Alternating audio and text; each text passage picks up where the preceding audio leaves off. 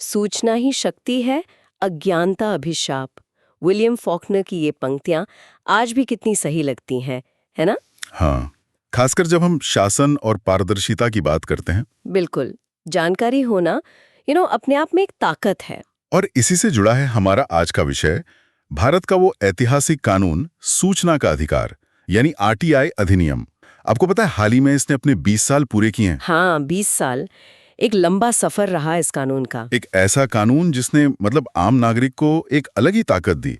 पर अब एक नया कानून है, डिजिटल व्यक्तिगत डेटा संरक्षण अधिनियम या डीपीडीपीए कहते हैं जिसे, अभी लागू तो नहीं हुआ है। हाँ, पर उसको लेकर सवाल बहुत उठ रहे हैं। सवाल ही नहीं बल्कि गंभीर चिंताएं हैं। कई लोग तो कह रहे हैं कि ये आरटीआई की जो आत्मा है ना, उस पे ही हमला है। सही कह रहे हैं, चिंता जायज है। और ये पूरी बातचीत जो हम कर रहे हैं ये इंडियन एक्सप्रेस में छपे एक बहुत अहम लेख पर आधारित है। हाँ, मैंने भी पढ़ा वो लेख। काफी गहराई से समझाया गया है उसमें। हमारे जो सुनने वाले हैं, खासकर जो यूपीएससी की तैयारी कर रहे हैं, वो तो जानते ही होंगे कि शासन, पारदर्शिता, नागरिक अधिकार, इन सब के लिए ये कितना जरूरी टॉपिक है। निश्चित रूप से, प्रीलिम्स और मेंस दोनों के लिए। लेकिन ये सिर्फ परीक्षा के लिए नहीं है। मतलब हर भारतीय नागरिक जो चाहता है कि सरकार जवाबदेह हो, काम पारदर्शी तरीके से हो, उसके लिए ये जानना बहुत जरूरी है। हाँ, ये तो हर जागरूक नागरिक का सरोकार है। तो वो जो लेख है उसमें जमीनी हकीकत और कानूनी पहलू दोनों पर ही रोशनी डाली गई है। बिल्कुल। तो आज कोशिश करते हैं कि आरटीआई की पूरी कहानी, उसका महत्व और ये जो नया डीपीडीपीए है, इससे क्या चुनौतियां आ सकती हैं, इस पर बात करें। हाँ, एक संतुलित नजरिया रखने की कोशिश करेंगे।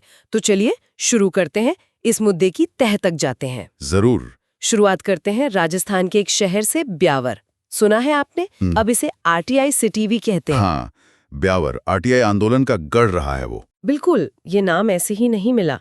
जब पूरा देश आरटीआई एक्ट के 20 साल मना रहा था, तब ब्यावर में वहां इस कानून के लिए जो संघर्ष हुआ था, उसके 30 साल पूरे होने का जश्न मना रहा था। 30 साल, सोचिए कितना लंबा संघर्ष। 90 के दशक में मजदूर किसान शक्ति संगठन एमकेएसएस ने जो आंदोलन शुरू किया था, वही। मतलब ये समझना बहुत जरूरी है कि आरटीआई कोई अचानक से आया कानून नहीं है। ये ब्यावर जैसे शहरों में आम लोगों, किसानों, मजदूरों की सालों की लड़ाई का नतीजा है। सही बात है। जब हम 12 अक्टूबर को आरटीआई डे मनाते हैं, तो ये याद रखना चाहिए कि नींव तो 30 साल पहले ही रखी जा चुकी थी। उन लोगों की जीत थी जिनके पास कोई कानूनी अधिकार नहीं था तब, बस हिम्मत थी और लोकतंत्र में भरोसा था। और इसी जज्बे को, इसी इतिहास को पहचानते हुए ब्यावर की नगरपालिका ने, और मजे की बात है, सभी पार्टियों ने मिलकर एक फैसला लिया है। शहर का जो मशहूर चांग गेट है ना, हाँ, चांग गेट, जहाँ पहली जनसुनवाई हुई थी शायद। हाँ, बिल्कुल। 1996 में वहीं पर अब एक स्मारक बनेगा। ये सिर्फ एक ढांचा नहीं होगा, बल्कि आरटीआई आंदोलन में ब्यावर का जो रोल रहा है, उसका प्रतीक होगा। ये बहुत अच्छा कदम है। इतिहास को सहेजना जरूरी है। और सिर्फ स्मारक ही नहीं, 2023 में जब ब्यावर जिला बना, तो नगर पालिका ने एक और बड़ा फैसला लिया। एक आरटीआई संग्रहालय के लिए जमीन दी है। आरटीआई संग्रहालय, ये तो बहुत ही दिलचस्प बात है। हाँ, और इसका मकसद सिर्फ पुरानी बातें बताना नहीं है, बल्कि आंदोलन में जो अनगिनत आम लोग थे ना, जिनके नाम शायद हम जानते भी नहीं, उनके योगदान को सामने लाना है। इसे एक तरह का रिसोर्स सेंटर बनाने का प्लान है। वाह, ये तो वाकई प्रेरणा देगा आगे भी। जानने का अधिकार का असली मतलब समझ आएगा लोगों को। और उसी जगह पर जहां ये म्यूजियम बनेगा, एमकेएसएस और स्कूल फॉर डेमोक्रेसी ने पहला आरटीआई मेला भी लगाया। मेला आरटीआई का? हाँ, और सोच ये है कि इसे हर साल किया जाए, ताकि पारदर्शिता, जवाबदेही, ये सब बातें उस इलाके की पहचान बन जाएं। जमीनी स्तर पर लोकतंत्र को मजबूत करने का ये कितना अच्छा तरीका है ना? बेशक। और यहीं से हम आरटीआई एक्ट के असली महत्व पर आते। इसे यूं ही भारत का सबसे ताकतवर नागरिक केंद्रित कानून नहीं कहते। इसने सच में सरकार के बंद दरवाजे आम आदमी के लिए खोल दिए। सोचिए, पहले कहाँ पता चलता था कि फाइल में क्या चल रहा है, फैसला क्यों हुआ, पैसा कहाँ गया? बिल्कुल, आरटीआई ने ये पूरा समीकरण ही बदल दिया। ये सिर्फ जानकारी पाने का तरीका नहीं था। तो फिर क्या था? मतलब जानकारी से आगे? ये था पावर बैलेंस को ठीक करना। वो जो माई बाप वाली संस्कृति थी ना, कि नागरिक मांगेगा और सरकार देगी, उसको चुनौती मिली। आरटीआई ने नागरिक को हक दिया कि वो सवाल पूछे, हिसाब मांगे। अधिकारियों को भी समझ आया कि भाई जनता को जवाब देना पड़ेगा। तभी शायद वो कहते हैं कि जानने का अधिकार जीने का अधिकार है, ये सिर्फ नारा नहीं है। कतई नहीं, ये जमीनी हकीकत है। आप देखिए कितने लोगों को उनका हक मिला है आरटीआई से, पेंशन, राशन, मनरेगा की मजदूरी, न जाने क्या क्या, कितने ही भ्रष्टाचार के मामले खुले हैं।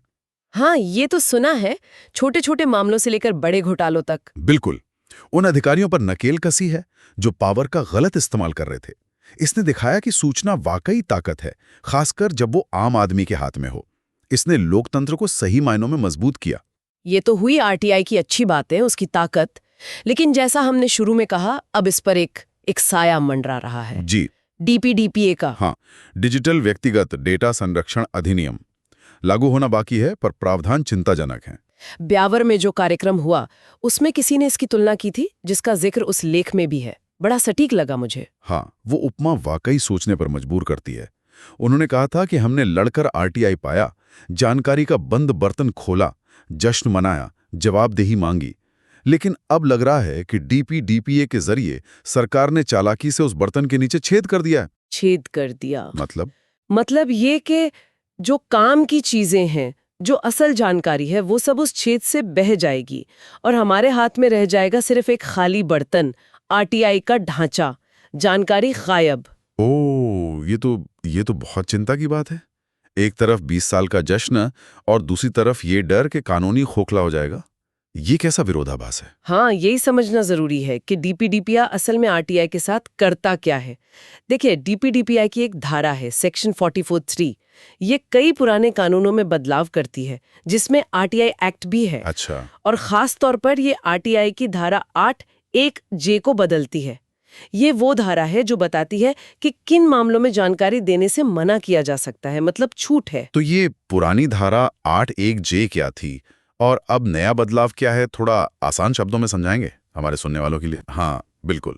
देखिए, आरटीआई की जो ओरिजिनल धारा 8(1)(j) थी, वो निजता के अधिकार और सूचना के अधिकार में एक बैलेंस बनाने की कोशिश करती थी।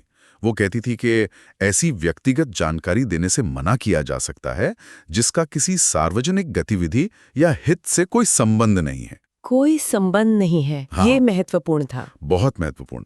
इसका मतलब साफ था, अगर जानकारी पर्सनल भी है लेकिन वो किसी पब्लिक एक्टिविटी या पब्लिक इंटरेस्ट से जुड़ी है तो उसे पर्सनल कह के छुपा नहीं सकते थे। जैसे मान लीजिए किसी अफसर की संपत्ति का ब्यौरा है, ये पब्लिक इंटरेस्ट का मामला हो सकता है। अच्छा। और इसमें वो पब्लिक इंटरेस्ट वाला क्लॉज भी था ना? हाँ, धारा 8(2) वो और भी जरूरी थी। वो कहती थी कि अगर कोई जानकारी धारा 8(1) के तहत छूट में आती भी है लेकिन उसे पब्लिक करना ज्यादा जरूरी है, मतलब जनहित ज्यादा बड़ा है, तो उसे देना पड़ेगा। ये फैसला कौन करता था? ये फैसला पब्लिक अथॉरिटी यानी सरकारी विभाग को करना होता था। हाँ, ये उनकी मर्जी पर था, पर एक रास्ता तो था कि बड़े जनहित में जानकारी आ सकती थी। ठीक है, ये तो हुई पुरानी बात। अब नया बदलाव क्या है? नया बदलाव जो डीपीडीपीए ला रहा है वो आरटीआई की धारा 8(1)(j) से वो सुनहरे शब्द जिसका किसी सार्वजनिक गतिविधि या हित से कोई संबंध नहीं है हटा देता है। तो अब क्या बचा? अब बस ये बचा कि व्यक्तिगत जानकारी, पर्सनल इंफॉर्मेशन देने से छूट है, बस। कोई शर्त नहीं, मतलब कोई भी जानकारी जैसे पर्सनल मान लिया जाए उसे देने से मना किया जा सकता है, चाहे पब्लिक इंटरेस्ट कितना भी बड़ा क्यों ना हो। ये तो एक तरह की मतलब खुली छूट हो गई। हाँ, इसे ही ब्लैंकेट एक्सेम्पशन कह रहे हैं। और जानकारी देनी है या नहीं, ये फैसला अब भी सरकार या अधिकारी ही करेंगे।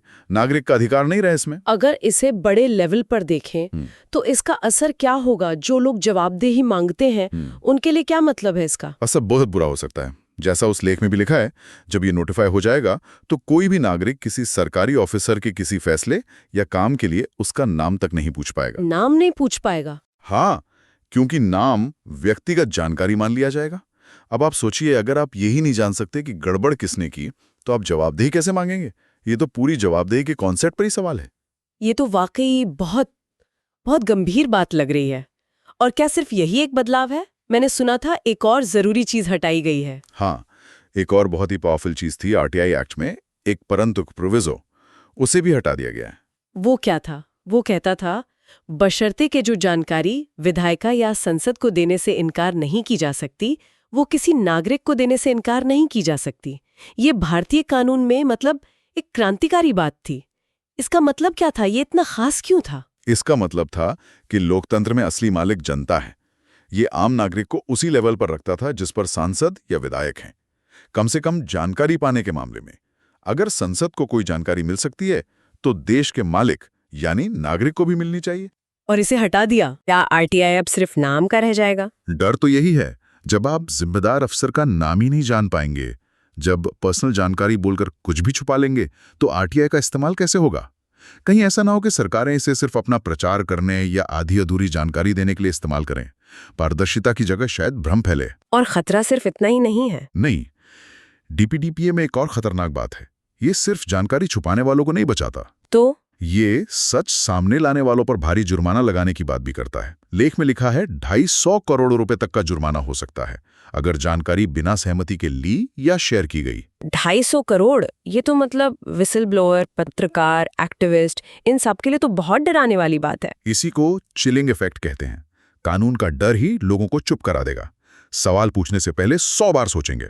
और ये कानून लागू किस पर होगा? क्या सिर्फ बड़ी टेक कंपनियों पर, जैसे फेसबुक, गूगल? नहीं, यही तो सबसे बड़ी चिंता है। लगना चाहिए था शायद बड़ी मेटाडेटा कंपनियों पर इसे लागू कर दिया गया है सब पर। पत्रकार, रिसर्चर, विपक्षी नेता, आरटीआई एक्टिविस्ट, मतलब भारत के हर नागरिक पर। हर नागरिक पर? हाँ, इसीलिए बहुत से लोग इसे भारतीय लोकतंत्र के लिए एक बड़ा कानूनी खतरा मान रहे हैं, क्योंकि ये पारदर्शिता और जवाबदेही की जड़ पर ही चोट कर रहा है। जब ये कानून बन रहा था तो क्या इसका विरोध नहीं हुआ? लोगों ने कुछ कहा नहीं? विरोध तो बहुत हुआ, जबरदस्त विरोध। उस लेख में जिक्र है 150 से ज्यादा सांसद, 2500 से ज्यादा पत्रकार, 22 नेशनल जर्नलिस्ट यूनियन, ना जाने कितने सिविल सोसाइटी संगठन, लाखों लोगों ने चिट्ठियां लिखी, अपनी आपत्ति जताई। लाखों लोगों ने? हाँ, सबने बताया कि ये बदलाव कितने खतरनाक हैं। तो फिर सरकार ने सुना क्यों नहीं? लेख तो यही कहता है कि सरकार ने इन सब चिंताओं को दरकिनार कर दिया, कोई सही मायनों में सलाह मशवरा नहीं किया और कानून पास कर दिया। ये अपने आप में लोकतंत्र पर सवाल है। ये सब सुन के तो थोड़ी निराशा होती है। लगता है कि आरटीआई का जो दौर था वो खत्म हो रहा है शायद। निराशा होना लाजमी है, लेकिन फिर हमें ब्यावर को याद करना चाहिए। ब्यावर को? क्यों? क्योंकि वहां के लोगों ने आरटीआई के लिए तब लड़ाई लड़ी थी जब कोई कानून था ही नहीं। उनके संघर्ष नहीं तो सरकार को मजबूर किया ये कानून बनाने के लिए। लड़ाई ने कानून बनाया, कानून ने लड़ाई नहीं। मतलब आप कह रहे हैं कि उम्मीद अभी बाकी है? बिल्कुल। ब्यावर में जो आरटीआई म्यूजियम बन रहा है ना, वो किसी मरे हुए कानून का स्मारक नहीं होगा।